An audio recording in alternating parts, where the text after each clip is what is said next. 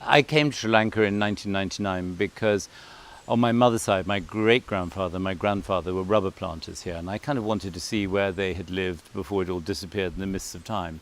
And in a mad rush of blood to the head on day 4, I went to look at property because the weather wasn't terribly good, and went to look at property and ended up agreeing to buy 10 acres, and was only ever going to build a holiday home, and used to come out here twice a year and just have a nice holiday, and rented it out a bit. And then in 2005 decided that I saw myself having real questions about what I want to do with the rest of my life, and then decided that I'd move to Sri Lanka. So I moved here in February 2006, and then we opened as a hotel in November that year. And we had 3 years that were quite tough because the Civil War was still going on. And so it gave us time to learn our craft and hone our skills, since I had not been a hotelier before. And yeah, so I've now been here for quite a long time and see myself here for a few more years yet.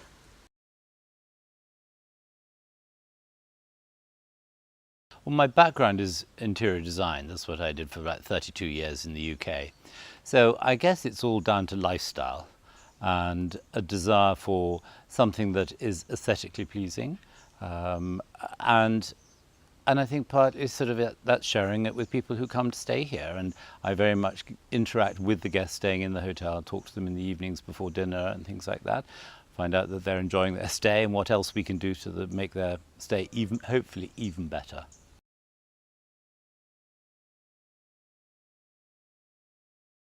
The actual property itself, in terms of design, I wanted to create something that was on top of a hill that benefited from the breeze and also the views all around, because we're based on a 10-acre tea estate facing due south, but we can get all the jungle and the Kogla Lake and all those views, which really what makes it so special.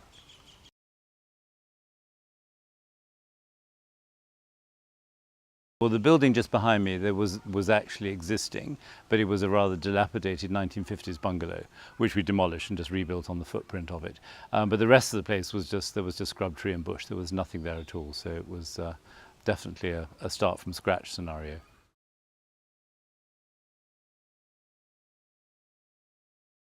KK Beach was a rather different story, because that was actually originally a hardware store which we demolished, and I wanted something more contemporary, and this type of colonial, slightly more colonial design here at KK would not have worked down on the beach. I wanted something fresher, very much beach orientated, slightly Mediterranean in a funny sort of way.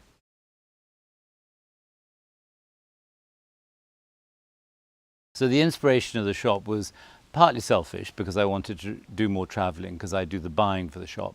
But also when I first started the shop, which was 10 years ago now, there was very little for visitors to purchase, to go to shop in Galle Fort. And I saw a potential. So I took on a very small little premises initially, just to dip my toe in the water to see if it worked. And we're now in our 3rd location, and we've expanded, and we now cover fashion as well as jewellery and art, and that's all local Sri Lankan artists. So it's a good showcase for them to show their works, and it sells very well.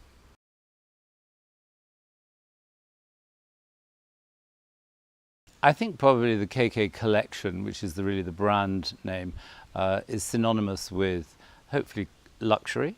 It's about personal service.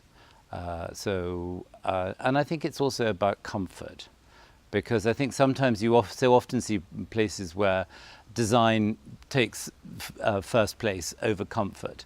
And I think comfort is really important, because actually guests want somewhere to stay where they can relax, they don't feel intimidated by their surroundings.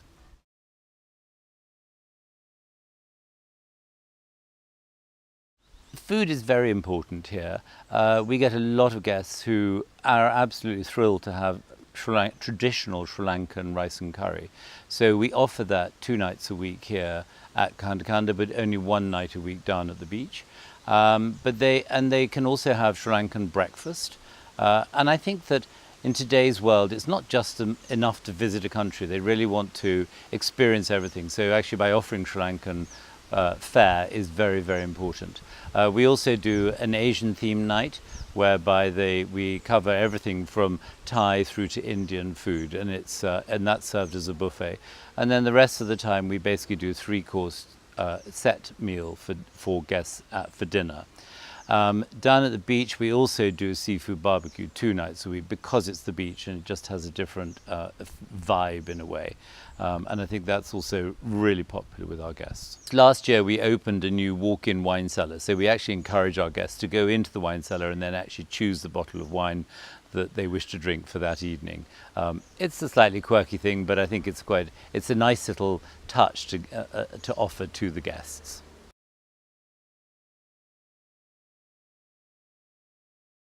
We have a spa here, so we have a spa therapist, and we also have a yoga shala.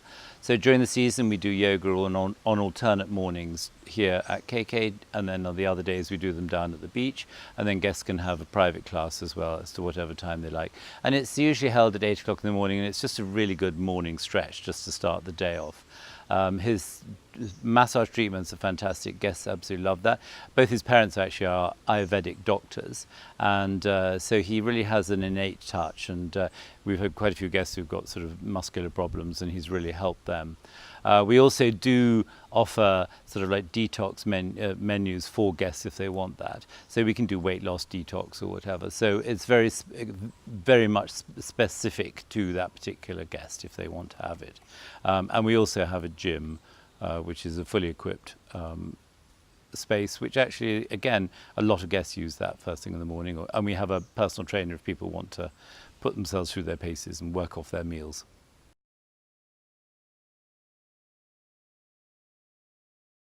Here at the hotels, we have solar panel heating for all of the bathrooms. We only have paper straws here, so we don't have any plastic. We use glass water bottles for drinking water, and we've also just recently signed up to a new scheme which is called Refill Not Landfill, whereby customers can purchase a reusable water bottle, and then we, in both hotels and in the shop, are what they call a refilling station. So if they produce their bottle with the particular brand on it, then they get they can refill their bottles of water for free. So I think that's also really important because plastics become a huge issue here. This year we're actually about to build a tank to contain all of the surface water that runs off the property during the monsoon season. And we also work with a local temple where they have a big Sunday school, and we do a lot with them in terms of basically fundraising, but also we do some work with them with regards to teaching them about how to manage their waste and recycling. Also with the hotel, we have our own recycling, so we basically recycle all up any sort of waste that we have here. We make our own compost, paper and plastic and tins that does come onto the property. We then sell that to get rid of that. And then also we have our own vegetable garden, so we try and basically grow as much as we can here, but it wouldn't be nearly enough to support all the food requirements for the hotel. In the shop, we give basically 10% of the proceeds for rat bracelets that we sell to the local dog care clinic, who do a fantastic job in basically looking after street dogs. They also do a lot of neutering of street dogs because basically a lot of Sri Lankans just never spend the money to actually have their dogs neutered, and so there are always a lot of stray dogs. I mean, they claim there's something like 40 million stray dogs in Sri Lanka. So we're very happy to support that.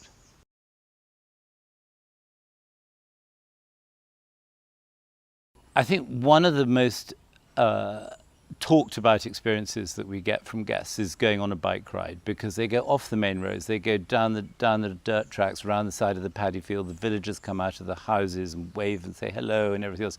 And I think they really see the real Sri Lanka, not something that you see when you're driving along whizzing past in a car through a glass windscreen. I think it gives them really, you really get a feel for the country in itself.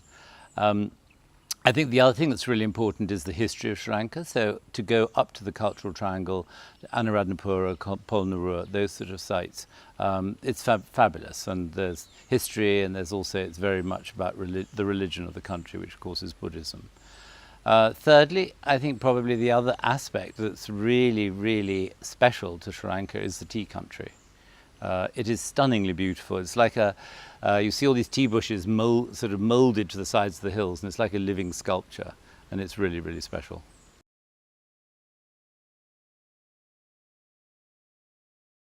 The best time for this southern part of Sri Lanka is probably from December through till April, weather-wise.